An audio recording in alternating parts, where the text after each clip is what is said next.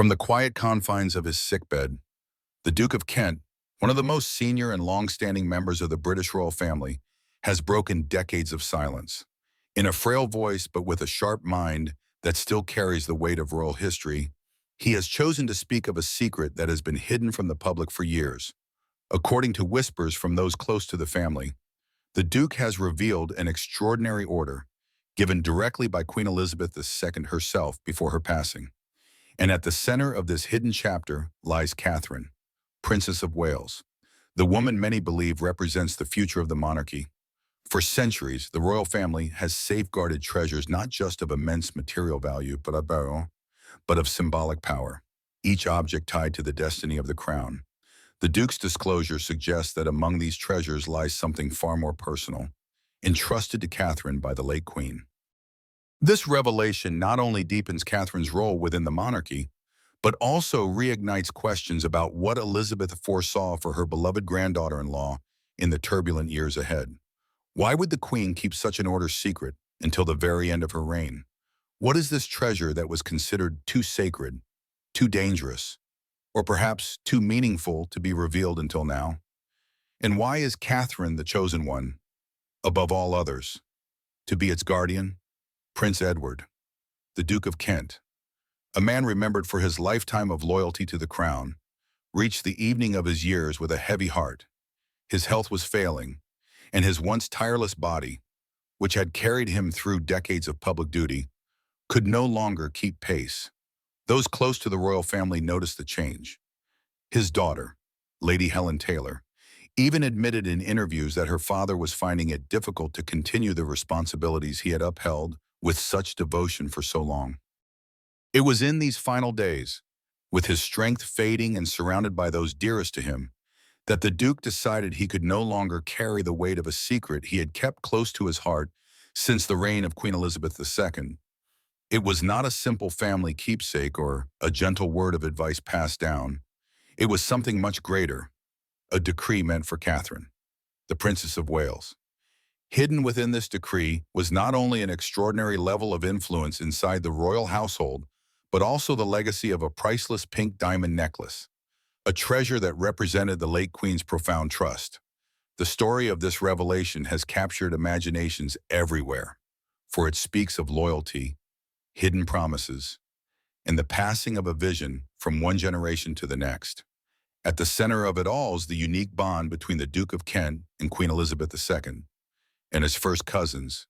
Their connection was rooted in blood, but it grew deeper through a lifetime of shared duty.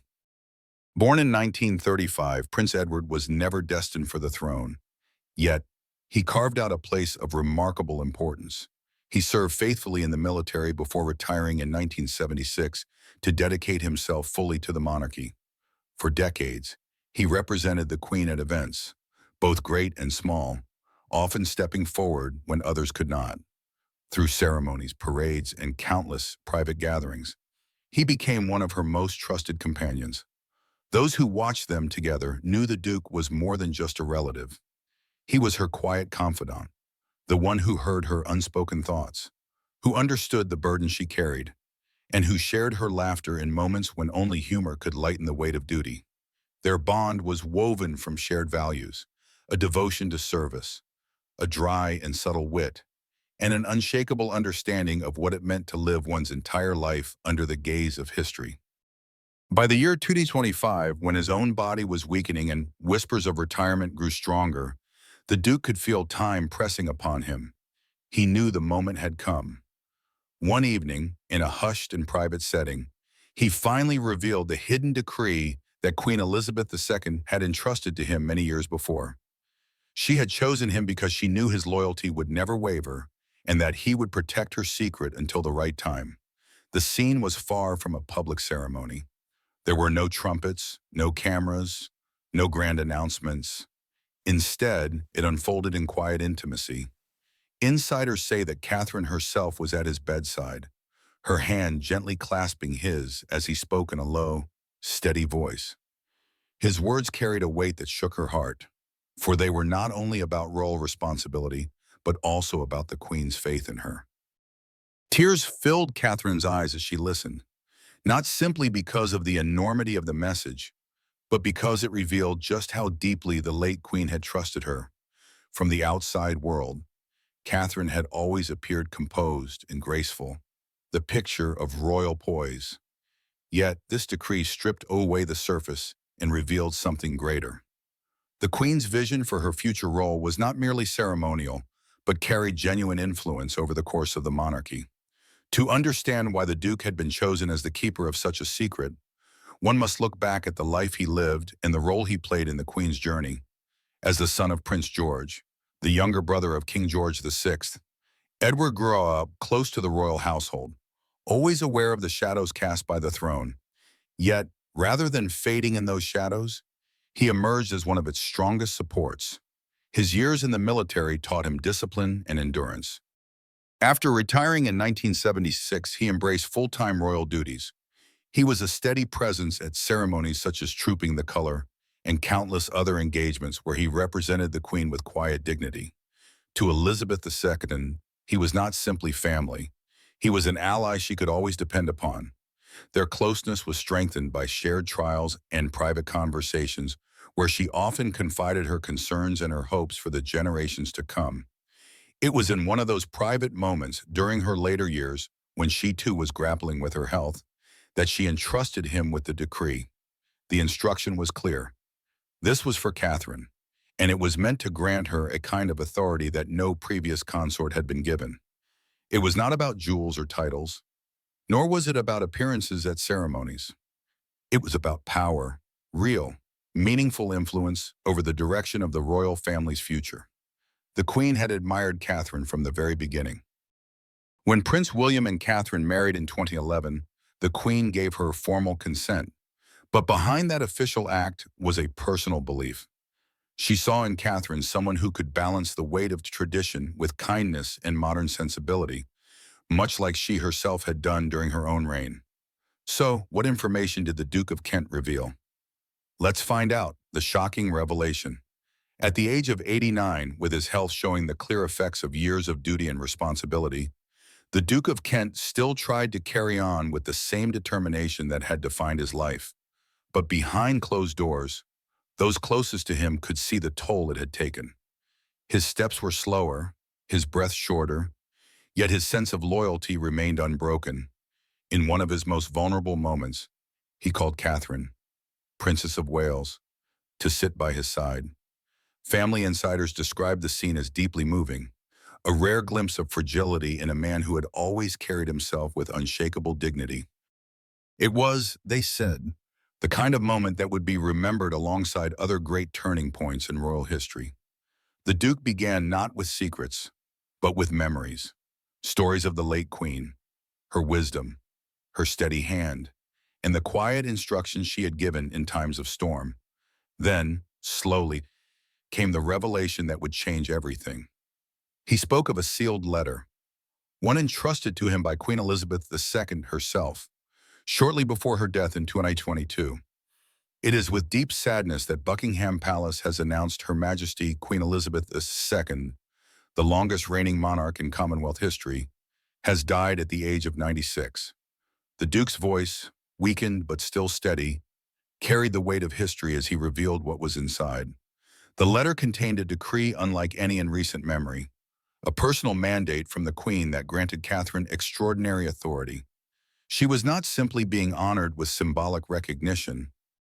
The decree gave her genuine power, the kind of influence usually reserved for sovereigns themselves. Among the instructions was permission for Catherine to issue royal warrants, a privilege no Princess of Wales had been allowed for more than 100 years. This meant Catherine could publicly endorse companies, granting them the honor of royal approval, an action that could influence billions of pounds in the economy. The Queen had foreseen the importance of this, realizing Catherine would need such tools to support Prince William and to help guide the monarchy into a new modern era. But the decree was not only about duties and decisions.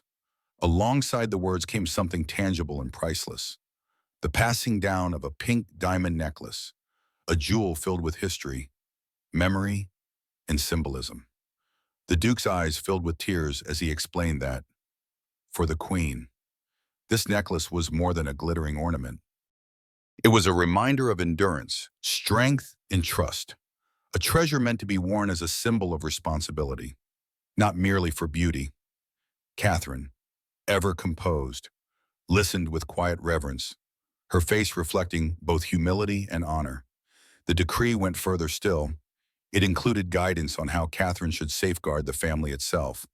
The Queen had urged her to always place emotional well-being at the heart of royal life, even when the outside world demanded relentless duty.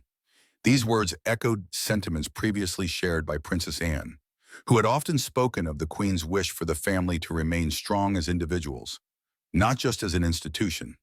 By weaving together authority and compassion, the decree positioned Catherine as a stabilizing presence, much like the Queen herself had been for decades. What made this decree so extraordinary was its mixture of official power and personal influence. Catherine was being encouraged to step into a role no consort had held before. She could speak and act freely on causes close to her heart, such as mental health, family welfare, and sustainability, without the restrictions that had bound others in her position. Royal observers quickly noted how this vision aligned with the Queen's own journey. From the challenges of post-war Britain to the rapid social changes of the 21st century, Queen Elizabeth II had endured it all with resilience. And in Catherine Schramm, she saw a spiritual successor ready to carry that torch. The decree was never intended for public announcement. It was written as a private charge, a secret legacy to be revealed only when the family most needed it. As the Duke of Kent recited the Queen's words, one line stood out with particular force: family first, duty second, but both intertwined. It was a philosophy that had guided Elizabeth's reign, and one she hoped would live on through Catherine.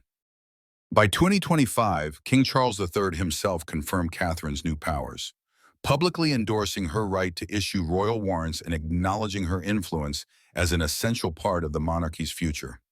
The economic impact alone was staggering, estimated at more than £1 billion every year.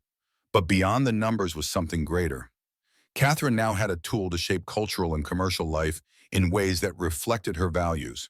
Every warrant she signed, every cause she supported, would ripple out into society, reinforcing not just the monarchy's relevance, but also its humanity. What more secrets could the Queen's command contain? Let's take a closer look. Queen's Secret Command. The scope of the decree stretches far beyond what most people might imagine. It is not merely about signing official warrants or approving ceremonial papers. Instead, it reaches into the very heart of how the royal family governs itself and how the monarchy sets its direction for the future.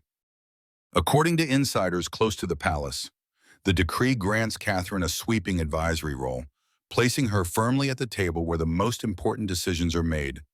This means she is not only guiding the family in matters of personal unity and well-being, but also helping to shape broader institutional strategies.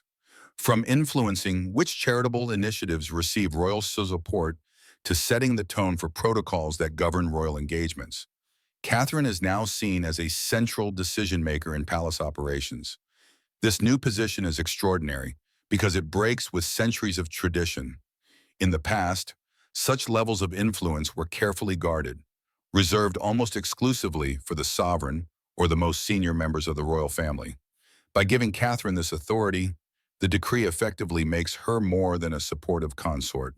It makes her a true partner in preparing for Prince William's eventual reign. Palace sources close to King Charles have suggested that he sees this as a carefully thought-out strategy. In his eyes, Catherine is not only capable but proven. Her strength during her health struggles in 2024 showed her resilience to the world. To Charles, that resilience is precisely what the monarchy needs if it is to remain strong and stable in a world that is constantly shifting and questioning the role of royalty. What makes this decree even more remarkable is not just the breadth of power it grants, but its flexibility. Rather than binding Catherine with strict duties or limiting her to rigid roles, it gives her room to adapt her influence to whatever the monarchy might need in the future. This flexibility reflects the Queen's forward-looking vision, a vision rooted in the idea that the monarchy must evolve if it is to survive. Previous consorts often had to fit into narrow expectations, their roles defined by duty alone with little space for individuality. Catherine's role is different. She can pour her energy into causes that matter most to her, like early childhood development, which has long been a passion she has championed through her royal foundation.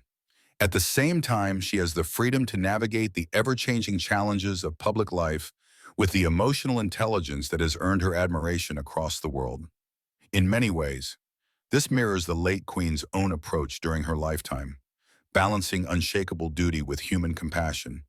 By granting Catherine this authority, the Queen was making it clear that she believed Catherine could carry forward that same legacy, blending strength with empathy, tradition with modern sensibility. Another central theme of the decree is family unity. It underscores the importance of emotional well-being within the royal family, a theme that has become increasingly relevant in recent years as the family has faced everything from health crises to public controversies. By naming Catherine as the one to nurture these bonds, the Queen entrusted her with the role of a stabilizer, someone who can hold the family together in turbulent times. Royal watchers have already noticed small but meaningful signs of Catherine's growing influence. Her initiatives are gaining prominence. Her projects are being highlighted more than ever.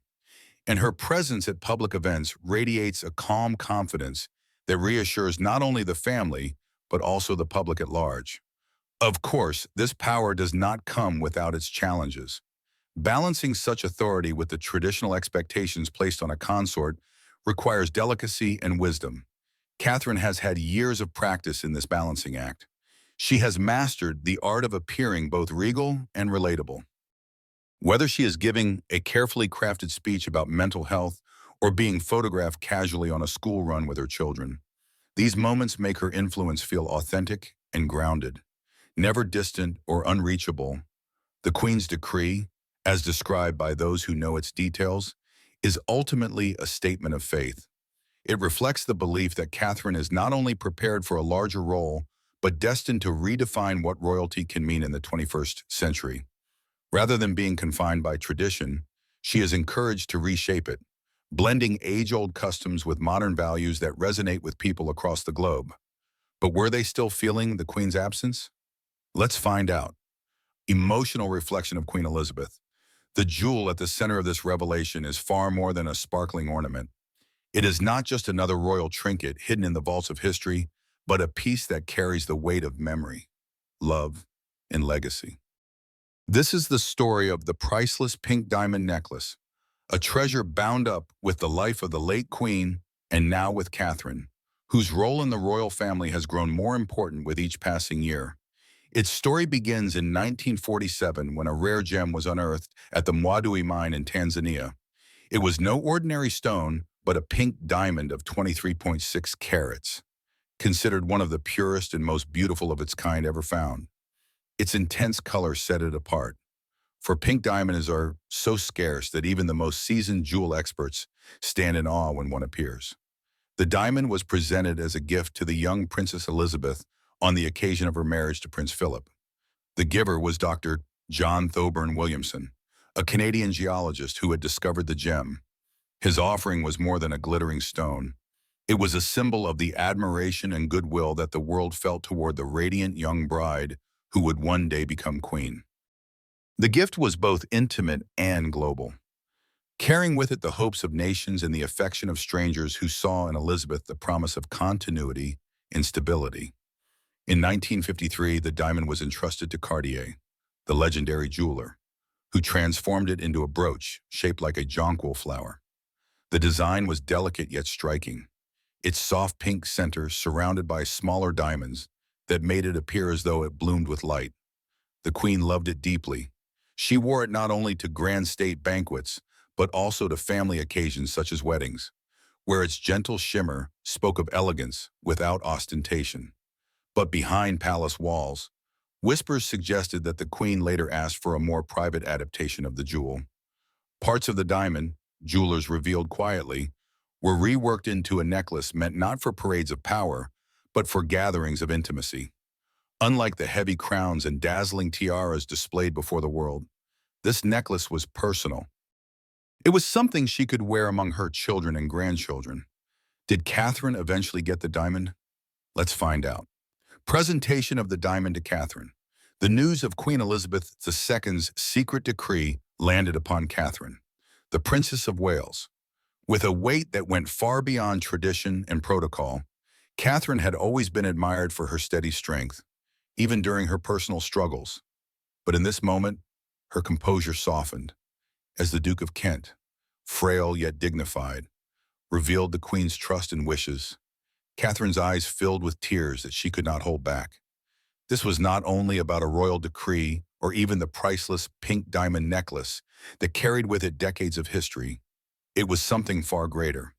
The late Queen's deep and unwavering belief in her, a validation of Catherine's place, not just as William's wife, but as a leader in her own right, a royal figure of the present and of the future. Those present described the scene as tender and unforgettable. Catherine sat quietly at the Duke's bedside, her hand clasped tightly in his as though she were drawing strength from him, while at the same time offering him her own. Every word he spoke seemed to bind her more closely to the legacy of Queen Elizabeth. Standing just behind her, Prince William watched with emotion written clearly across his face. His eyes shone with pride and awe, for he knew that this recognition of his wife's strength was also a reflection of his grandmother's wisdom. To him, it was not just a touching family moment, but also a bridge between what had been and what was yet to come. A reminder of the Queen's foresight as he slowly edges closer to his own destiny as king.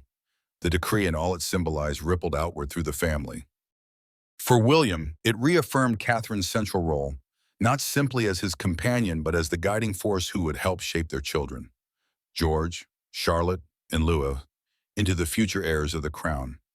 Those close to the family revealed that husband and wife shared a glance in that quiet room, a glance that spoke volumes of gratitude, of shared responsibility, and of an unbreakable sense of purpose.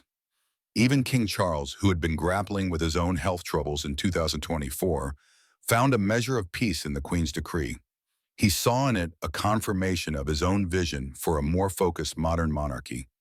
By empowering Catherine, he believed the institution itself would be made stronger, more resilient in the face of both private and public challenges. His later decision to grant Catherine the authority to issue royal warrants, an extraordinary privilege, was more than symbolic. It gave her tangible influence over Britain's cultural and economic life, with her endorsements capable of shaping entire industries and impacting billions in trade. The decree also touched the hearts of the wider royal family. Princess Anne, ever the embodiment of hard work and duty, reportedly nodded her approval when she learned of it, recalling her private conversations with her mother, the Queen, about the need to adapt and modernize the monarchy. For her, Catherine's empowerment felt like the natural continuation of that vision. The Duke of Kent's own family felt its impact deeply.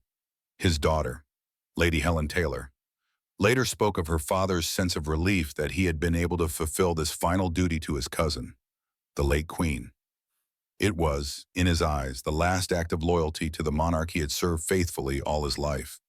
Even the younger royals, Princess Beatrice and Princess Eugenie, felt the significance. With Queen Elizabeth II's decree now revealed, and the priceless necklace resting with Catherine, the Princess of Wales has been positioned at the very center of the monarchy's future.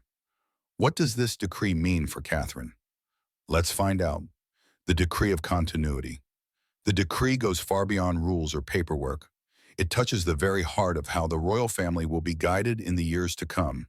By placing Catherine, PM, the Princess of Wales, at the center of this vision, it makes her not only a figure of grace, but also a leader for the next generation. Just as Queen Elizabeth II once did, Catherine is expected to help the younger royals grow strong in spirit and steady in the face of the unrelenting pressures of public life. Among the most striking symbols of this responsibility is the necklace itself, adorned with rare pink diamonds.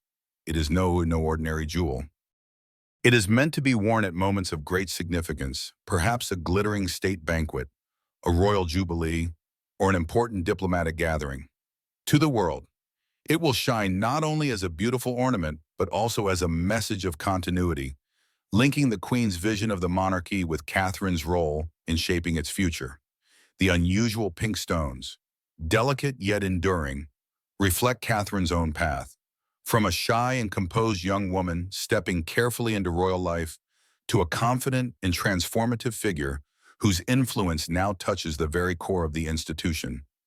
Historians and royal watchers whisper with excitement that her first appearance with the necklace may be at a high-profile diplomatic event. If so, the gesture would be clear. Catherine is stepping into her role not just as a consort beside William, but as a powerful partner in the work of carrying the monarchy forward. The necklace is not simply an adornment. It is a beacon, a reminder of Queen Elizabeth's trust in Catherine to embody both compassion and modern vision. Looking to the future, Catherine's influence is expected to spread even further. Her long-standing dedication to causes such as mental health, the well-being of young children, and environmental sustainability fits perfectly with the Queen's hope for a monarchy that stays connected to the real needs of society. Already, reports suggest Catherine is consulting advisors on how to refine royal warrants, those official endorsements long associated with the crown, so that they highlight companies and brands with strong ethical standards. In this way, her choices may help amplify messages of responsibility and global awareness, reshaping centuries-old traditions into tools that reflect today's values. The flexibility built into the decree is perhaps its most striking feature. It gives Catherine the space to support William not merely as his wife, but as a true co-architect of a monarchy that is both streamlined and relevant to modern life. This does not diminish tradition. It breathes new life into it for the wider royal family. The decree also acts as a unifying force. King Charles, managing his own health challenges, sees Catherine as a steadying presence who can help maintain stability during uncertain times. The younger royals, especially Prince George, now look to her as both a role model and a mentor. Even seasoned figures within the family, like Princess Anne, are said to quietly support this shift, recognizing in Catherine's rise a new chapter for royal women, one where duty is blended with personal strength and agency. The Duke of Kent's revelation is more than a family anecdote. It is a rare glimpse into the foresight of Queen Elizabeth II. When she chose Catherine as the custodian of a hidden order and a royal treasure, she was not merely passing down an heirloom. She was signaling her vision for the monarchy's survival.